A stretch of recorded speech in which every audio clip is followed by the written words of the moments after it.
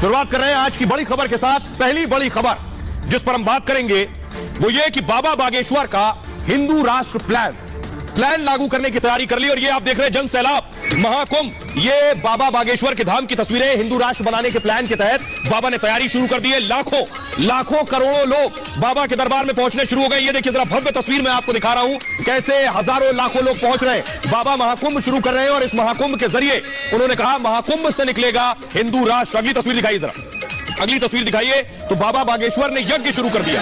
बाबा यज्ञ कर रहे हैं। उनका कहना है यज्ञ और प्रतिज्ञा से हिंदू राष्ट्र की तैयारी है।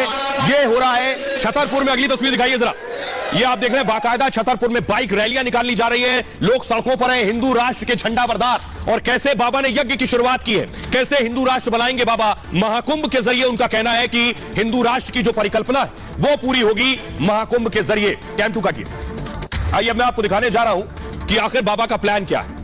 बाबा का प्लान है हिंदू राष्ट्र के लिए बाबा बागेश्वर ने यज्ञ शुरू कर दिया और मध्य प्रदेश के छतरपुर में यह महाकुंभ हो रहा है। हिंदुस्तान को हिंदू राष्ट्र बनाने का संकल्प है बाबा का। धीरेन्द्र शास्त्री ने चारों वेदों के सामने प्रतिज्ञा ली है। भारत को हिंदू राष्ट्र बनाने की प्रतिज्ञा है बाबा की। 13 तारीख से लेकर 19 फरवरी तक धर्म महाकुंभ का आयोजन हो रहा है। छतरपुर के गड़ा गांव में 7 दिन तक यह यज्ञ चलने वाला है। जो आप देख रहे हैं बाबा का यज्ञ चल रहा है इसी तरह से। अग्निकुंड के आगे यज्ञ की शुरुआत की है और मकसद है हिंदू राष्ट्र बनाना। देश के कोने कोने से संत मंच पर नजर आएंगे इस महाकुंभ में। मंच से हिंदू राष्ट्र के संकल्प का आगाज करेंगे बाबा। 19 फरवरी तक बागेश्वर धाम में संतों का मेला लगा है। बाबा बागेश्वर के समर्थन में अखिल भारत हिंदू महासभा आ गया है। बजरंग सेना ने भी किया है हिंदू राष्ट्र का समर्थन और समर्थन की मांग में छतरपुर में बाइक रैली निकाली गई है। धीरेन्द्र कृष्ण शास्त्री को हिंदू रत्न सम्मान भी भेंट कर दिया गया है। तो हिंदू राष्ट्र के पोस्टर बॉय, क्या बाबा बागेश्वर हिंदू राष्ट्र बना पाएंगे? एक बड़ा सवाल ये, क्या वाकई भारत को हिंदू राष्ट्र बनाया जा सकता है? ये रिपोर्ट देखिए। कौन कौन भारत को हिंदू राष्ट्र देखना चाहता है ही है, देखना क्या, घोषणा की बाकी है, अभी तो ये झांकी है। राम राम राम।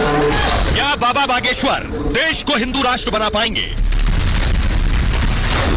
बाबा ने हिंदू राष्ट्र के लिए महाकुंभ की शुरुआत कर दी है।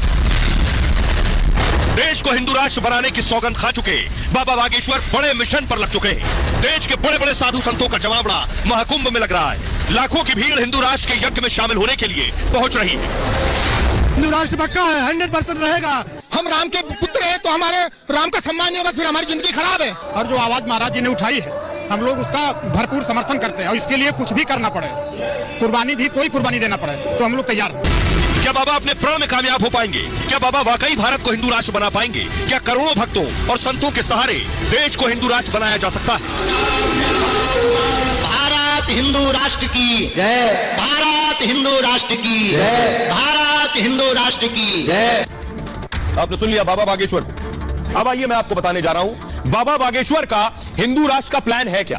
हिंदू राष्ट्र कैसा होगा, हिंदू राष्ट्र में क्या क्या चीजें होंगी, महाकुंभ से क्या क्या निकल कर आएगा। सबसे पहले ये देखिए बाबा बनाएंगे कैसे हिंदू राष्ट्र, उनका प्लान क्या है। उसके बाद मैं आगे आपको बताऊंगा ये मुमकिन होगा या नहीं। देखिए जरा, हिंदू राष्ट्र में ये सारी चीजें होने वाली है।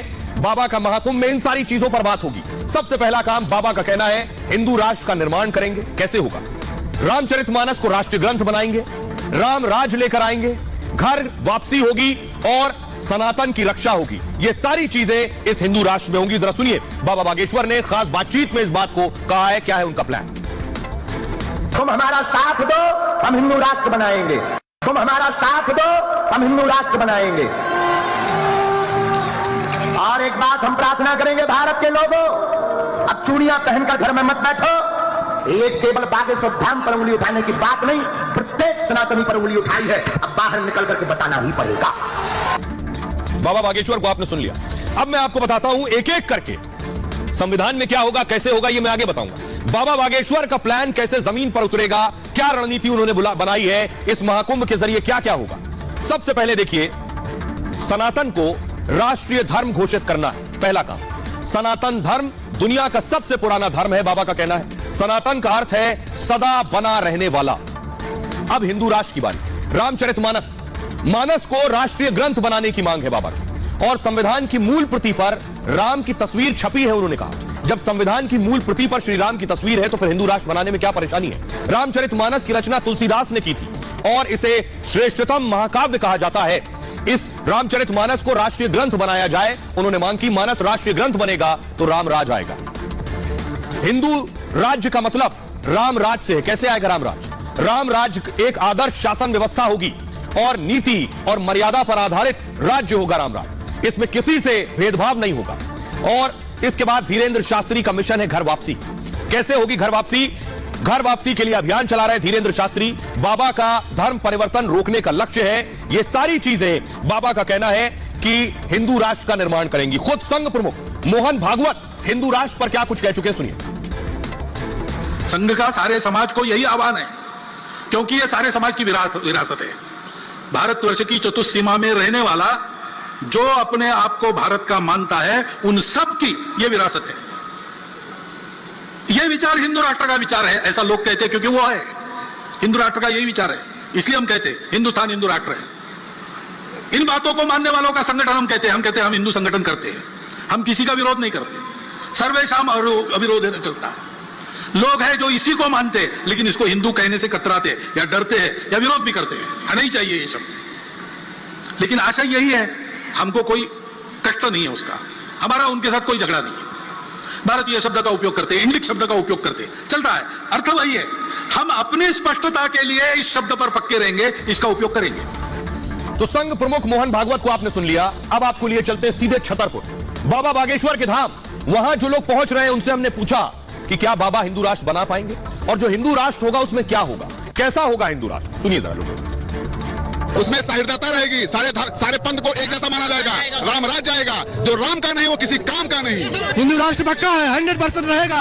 हिंदू राष्ट्र जिंदाबाद, बागेश्वर धाम जिंदाबाद। हिंदू राष्ट्र है तो हिंदू का अच्छा हाल रहेगा।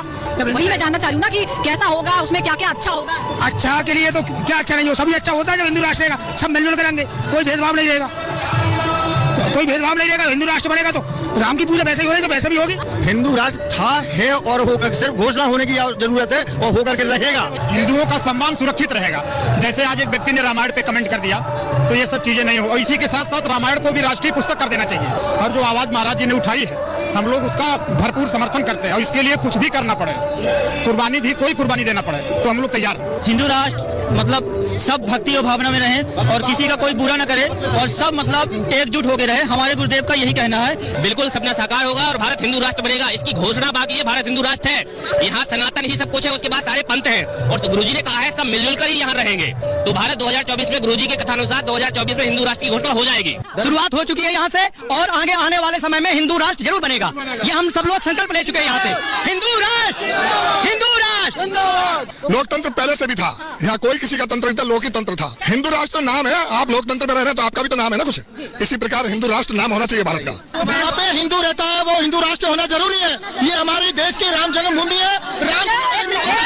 आज घोषित हो गया, हिंदू राष्ट्र घोषित हो गया।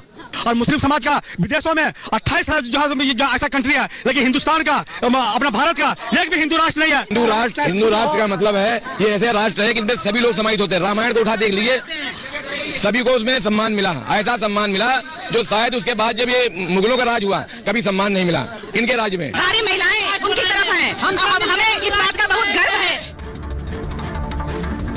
तो बाबा बागेश्वर के दर पर जो भक्त पहुंच रहे हैं वो बता रहे हैं हिंदू राष्ट्र कैसा होगा, कैसा होना चाहिए, क्या चीजें होंगी।